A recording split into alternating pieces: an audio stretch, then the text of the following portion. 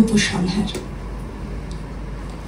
ভোজরাজের দেশে যে মেয়েটি ভোরবেলাতে দেব মন্দিরে গান গাইতে যায়, সে কুড়িয়ে পাওয়া মেয়ে।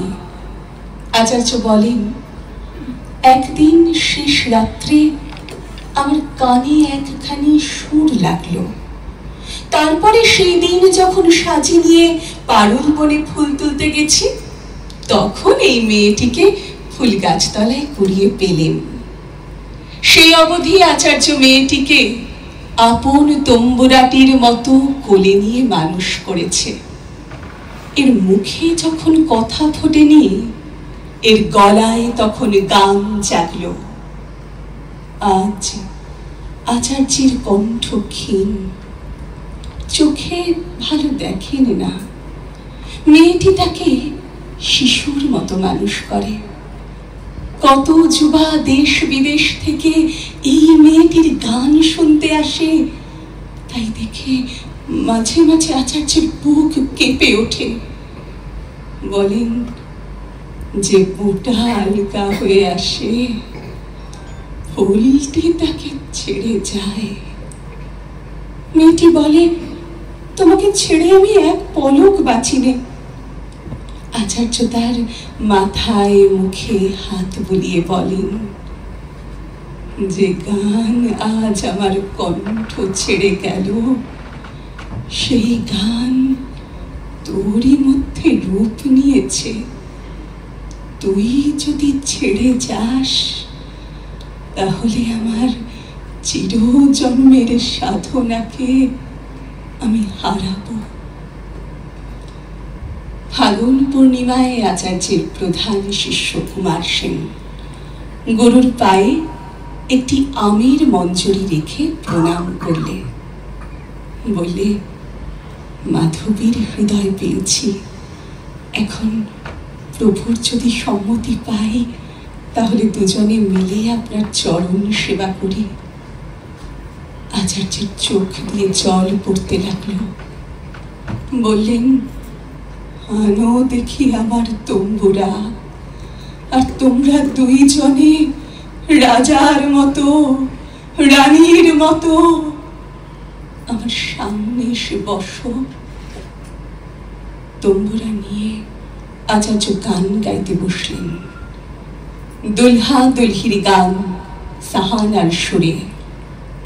বললেন, আজ আমার জীবনের শেষ গান গাব। এক পদ গাইলেন, গান আর এগোয় না। বৃষ্টির ফোঁটায় ভেড়ে ওঠা জুঁই ফুলটির মতো হাওয়ায় কাঁপতে কাঁপতে খসে পড়ে। শেষে তম্বুরাটি কুমার সেনের হাতে দিয়ে বললেন, বৎস, এই লও আমার যন্ত্র। তারপরে মাধবীর হাতখানি তার হাতে তুলে দিয়ে বললেন, এই লও আমার প্রাণ।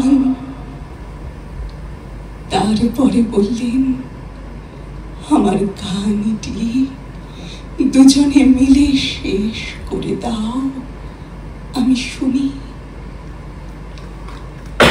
মাধবী আর কুমার গান ধরলে। সে যেন আকাশ আর পূর্ণ চাঁদের কণ্ঠ মিলিয়ে গাওয়া। এমন সময় দাঁড়িয়ে এলো রাজদূত। গান থেমে গেল।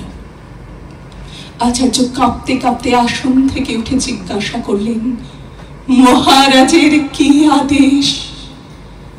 দূত বললে, তোমার মেয়ের ভাগ্য প্রসন্ন, মহারাজ তাকে ডেকেছেন। আচার্য জিজ্ঞাসা করলেন, কি ইচ্ছা তার?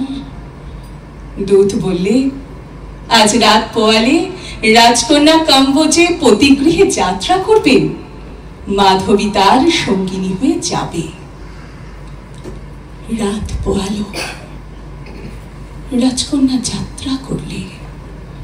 মহিষী মাধবীকে ডেকে বললে, আমার মেয়ে প্রবাসে গিয়ে যাতে প্রসন্ন থাকে, সে ভার তোমার উপরে। মাধবীর চোখে জল পড়ল না, কিন্তু অনাবৃষ্টির আকাশ থেকে যেন রৌদ্র ঠিকরে পড়ল। রাজকন্যার ময়ূরপঙ্খী আগে যায়, আর তার পিছে পিছে যায় মাধবীর পালকি।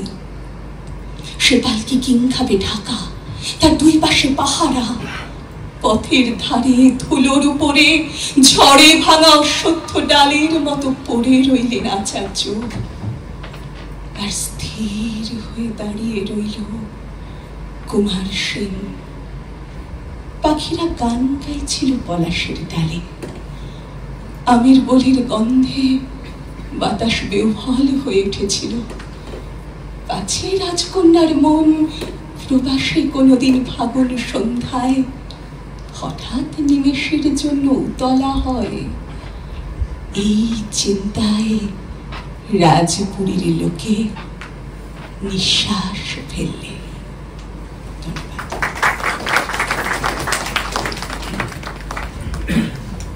এক টুকরো গল্প আঁকা